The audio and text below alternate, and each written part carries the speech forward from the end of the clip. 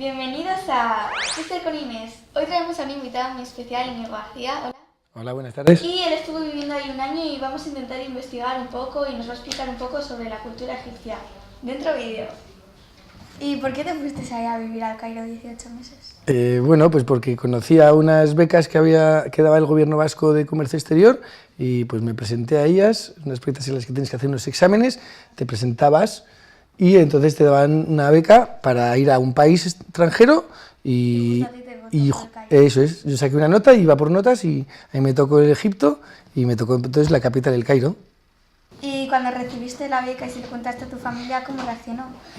Pues bueno, se pusieron muy contentos y bueno, mi madre y mi padre pues un poco preocupados porque había sido también el 11S y claro, el mundo islámico, este es un país árabe, claro, se preocuparon un poco porque claro, ¿qué iba a pasar? ¿No? Que las cosas que me podían pasar allí, pues con los grupos terroristas y todo esto, pues estaban un poco preocupados. Pero bueno, al final se lo tomaron muy bien, estaban muy contentos con conseguir esta beca e incluso me vinieron a ver junto con mis hermanos y va, yo creo que se lo pasaron muy bien. ¿Y cuál es la diferencia de aquí, su cultura y la de allí? Hombre, hay mucha diferencia. Primero porque el idioma es el árabe, no es el español. La religión es la religión islámica, nosotros venimos de la religión católica.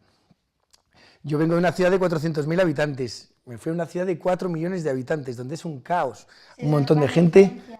Una gran diferencia, muchísima gente por la calle, además parece como que nadie se va a dormir porque están todo el día, las 24 horas del día en la calle, los coches pitando por la calle, imposible cruzar de una acera a otra, buah, un caos de ciudad, la verdad. Una diferencia increíble. ¿Y cómo te desenvolviste ahí? ¿Dónde vivías? Bueno, me alquilé un apartamento con unos compañeros en la isla de Samalek, en la Corniche, donde pasaba el río Nilo. Y bueno, pues era un sitio donde todo el mundo hablaba árabe, con lo cual tuve que aprender un poquito el idioma para poder manejarme un poco con ellos y llegar a hacerme unos amigos, incluso llegué a hacer... Son gente muy normal al final, ¿no? Al principio te cuesta un poquito entrar en la cultura, pero poco a poco, mientras ya les vas entendiendo un poco más el idioma y sabiendo que ya no son gente como peligrosa, ¿no? Porque pensamos que los árabes a veces piensas que pueden ser un poco... Sí, depende con qué gente te encuentres. Puedes tener un poco miedo, ¿no? Que son un poco diferentes, pero luego te das cuenta que realmente son como nosotros y que realmente si aprendes su idioma hay gente buenísima con la que puedes estar conviviendo tranquilamente en la calle. Yo jugaba al tenis, también con unos amigos allí egipcios y la vida al final la que haces es bastante normal también, pero muy bien. ¿Y qué diferencia hay entre la comida de aquí y de allí? ¿Hay mucha o...? Sí, es bastante diferente, tienen un concepto diferente de la cultura. A mí me sorprendió mucho que se toman zumos todo el día, hay un zumo de caña de azúcar riquísimo, es muy barato además, el más barato, pero los zumos, pues con el calor que hacen, que hace 40 grados de temperatura, pues un zumo siempre lo agradeces, ¿no? Zumos no tenían que faltar. Y luego pues tienen una... al no comer cerdo, porque es una cultura... Por su religión, ellos comían siempre cordero o pollo, ¿no? Entonces tenías pues muchos platos con cordero, con ensalada, había mucho sésamo, mucho comino, como especias. Efectivamente había también bastante pescado y muchas especias. La mayoría de los platos suelen tener mucha sal, mucha pimienta, comino, ¿sabes? Les gusta trabajar mucho las especias, pero súper rica, ¿eh? La comida yo acabé... O sea, me gusta... acostumbrado y me gustaba, casi elegía esos platos, no había un plato que era el full, que era como una especie como de alubia, otra que era la taamella, que son las habas que encuentras aquí en los shawarmas, muy rica, la verdad es que la comida es muy buena. ¿Y cómo es el relato ahí? ¿De dónde surge? ¿A ti te parece justo que hagan eso? Bueno, surge pues porque allí tienen esa forma de negociar, ¿no? De comprar y de vender.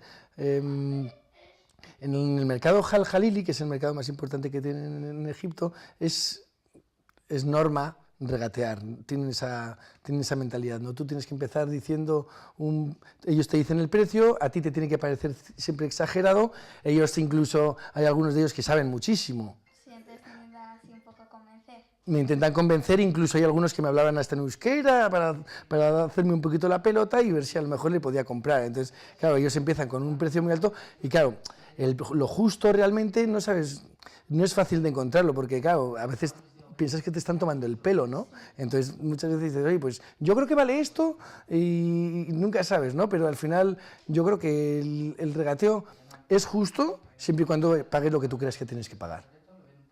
También es un poco tu decisión, porque si no... Claro, pero bueno, tú tienes que saber también que tú tienes una capacidad económica superior a la que tienen ellos normalmente y que no sería justo pues una persona que no tiene apenas dinero pues no comprarle una barra de pan, no poder tener acceso a una camisa o una barra de pan, ¿no? Entonces, pues bueno, al final lo que tú creas que es lo justo es lo justo, ¿no? Si te quedas tranquilo.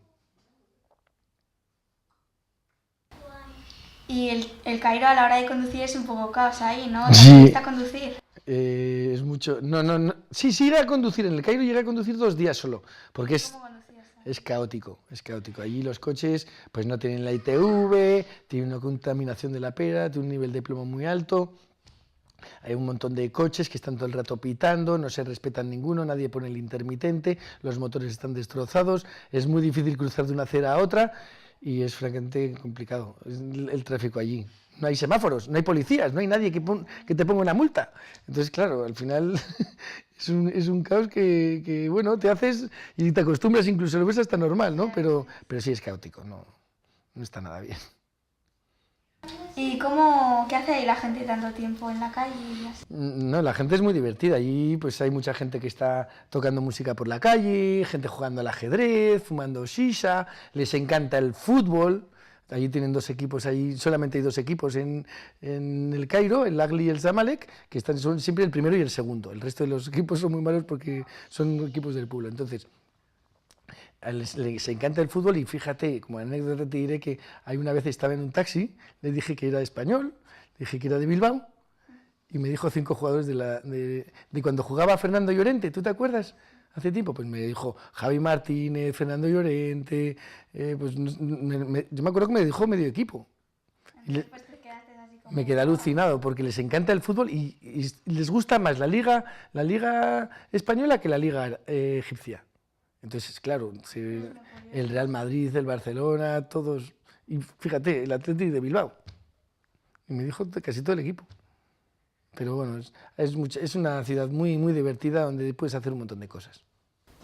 ¿Y cuáles son las cosas ahí con las que más te quedas, así que te gustaron?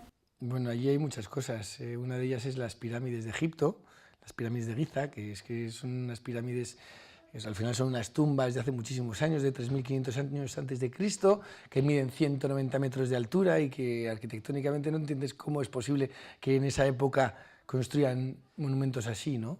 Y como lo puedes construir, está en medio del desierto y bueno, alquilar unos caballos allí bastante baratos y te puedes coger un caballo y te vas con tus amigos a dar unas vueltas alrededor de las 3 pirámides, que me parece una... Entonces puede ser chulo, hay un plan para hacer... Claro.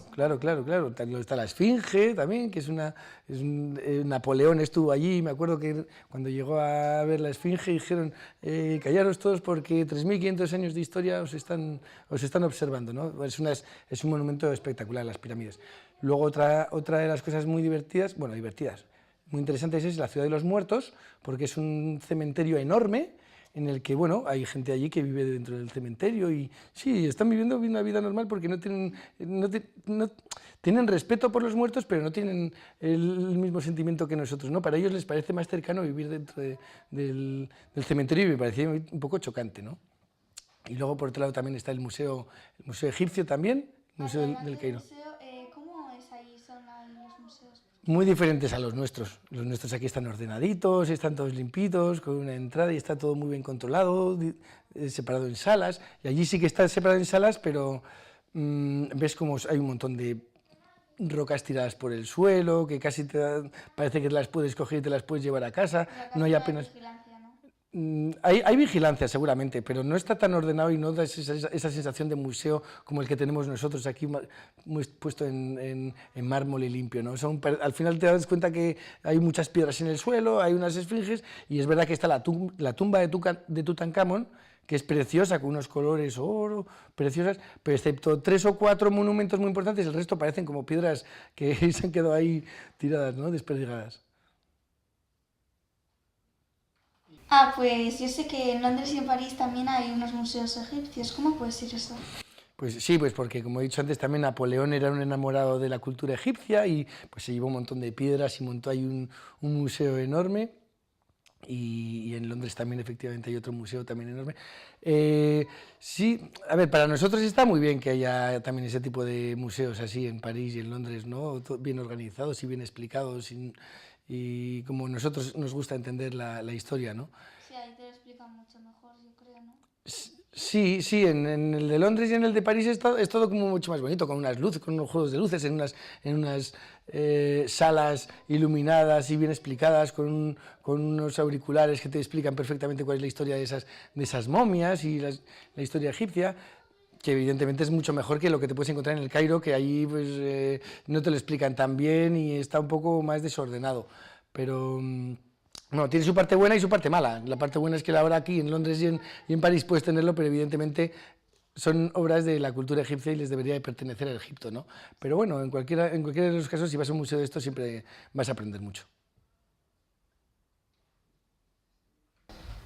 ¿Y cómo te comunicabas allí con tu familia? Pues bueno, principalmente por teléfono, nos llamamos pues todas las semanas o cada 2 semanas nos llamamos, y luego por email. Empezaban ya a existir ahí los emails, funcionaba muy bien y es una buena manera de comunicarte y ir contándoles un poco las historias que te iban ocurriendo, ¿no? Gracias, Íñigo. Esta entrevista ha sido muy interesante. Gracias por compartir estos momentos y información con nosotros. Gracias a ti. Esta ha sido una entrevista más con Íñigo García. Esperemos que os haya gustado y nos vemos en otra entrevista con Chester con Inés.